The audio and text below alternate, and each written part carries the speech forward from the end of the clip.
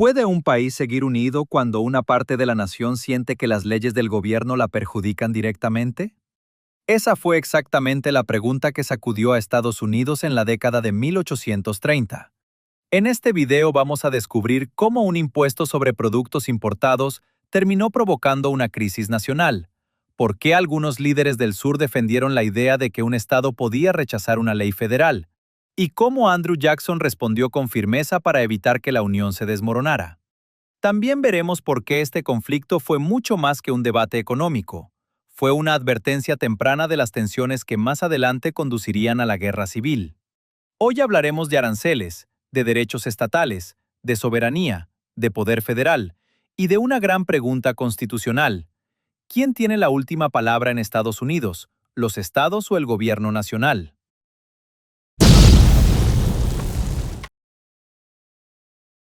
Para entender esta crisis, necesitamos tener claras 4 metas principales.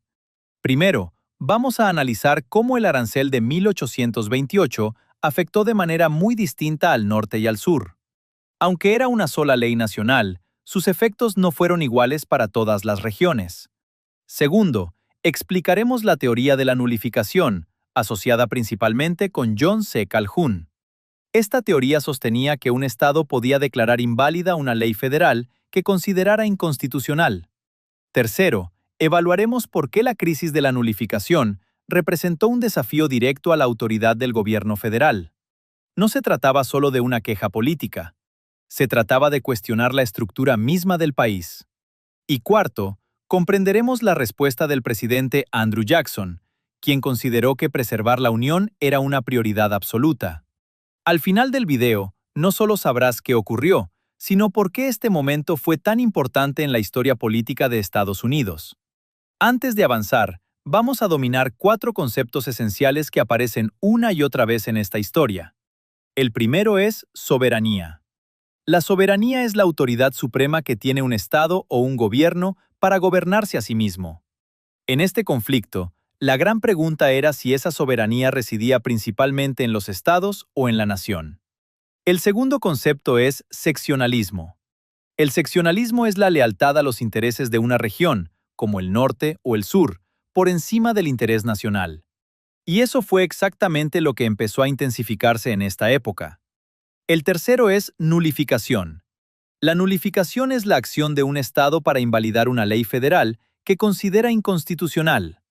Esta idea fue central en la crisis y generó un debate enorme sobre los límites del poder estatal. Y el cuarto término es proteccionismo. El proteccionismo es la política de proteger las industrias nacionales mediante aranceles sobre productos extranjeros. En teoría, ayudaba a la economía del país. En la práctica, benefició más a unas regiones que a otras. Para entender el conflicto, tenemos que retroceder a los años posteriores a la guerra de 1812. En ese momento, los productos británicos inundaban el mercado estadounidense y, además, eran más baratos que muchos productos fabricados en Estados Unidos. Frente a esa competencia, el Congreso aprobó varios aranceles en 1816, 1824 y 1828. La idea era clara: poner impuestos a los productos importados para que los bienes fabricados en Estados Unidos, especialmente en el norte, fueran más competitivos. Aquí vemos por qué se le llamó más tarde el arancel de las abominaciones. Para muchos en el sur, esta ley no era una política nacional justa, sino una medida diseñada para favorecer a las fábricas del norte. En el norte, el impacto fue muy positivo. Los fabricantes se beneficiaron enormemente porque, al encarecerse los productos extranjeros, más estadounidenses compraban productos locales. Eso impulsó el crecimiento de la industria, fortaleció la producción nacional y consolidó el desarrollo económico del norte industrial. Pero mientras una región celebraba, otra comenzaba a sentir que estaba pagando el precio. En el sur, la realidad era completamente distinta. La economía sureña dependía en gran medida de la agricultura, especialmente del algodón, y no contaba con una base industrial fuerte como la del norte. Eso significaba que los sureños tenían que comprar muchos bienes manufacturados del extranjero, especialmente de Gran Bretaña. Con los aranceles, esos productos importados se volvieron más caros. En otras palabras, El sur tenía que pagar más por lo que necesitaba. Pero el problema no terminaba ahí. Gran Bretaña, molesta por estas barreras comerciales, redujo la compra de algodón estadounidense. Y eso golpeó directamente a los plantadores sureños, cuya prosperidad dependía precisamente de vender ese algodón. Así que, desde la perspectiva del sur, el arancel parecía una política injusta. Beneficiaba al norte industrial, encarecía la vida en el sur agrícola y además dañaba sus exportaciones. Esta sensación de agravio económico alimentó el resentimiento regional y fortaleció el seccionalismo. Poco a poco, muchos sureños comenzaron a pensar que el gobierno federal ya no actuaba en beneficio de todos, sino de una sola región. En medio de este descontento surgió una de las figuras más importantes del conflicto, John C. Calhoun, vicepresidente de Estados Unidos y defensor de los intereses del sur. Calhoun escribió en secreto un panfleto conocido como La Protesta de Carolina del Sur, en el que argumentaba que el arancel de 1828 era inconstitucional. ¿Por qué? Porque, según él, favorecía claramente a una región del país sobre otra y, por tanto, violaba el equilibrio que debía existir dentro del sistema federal.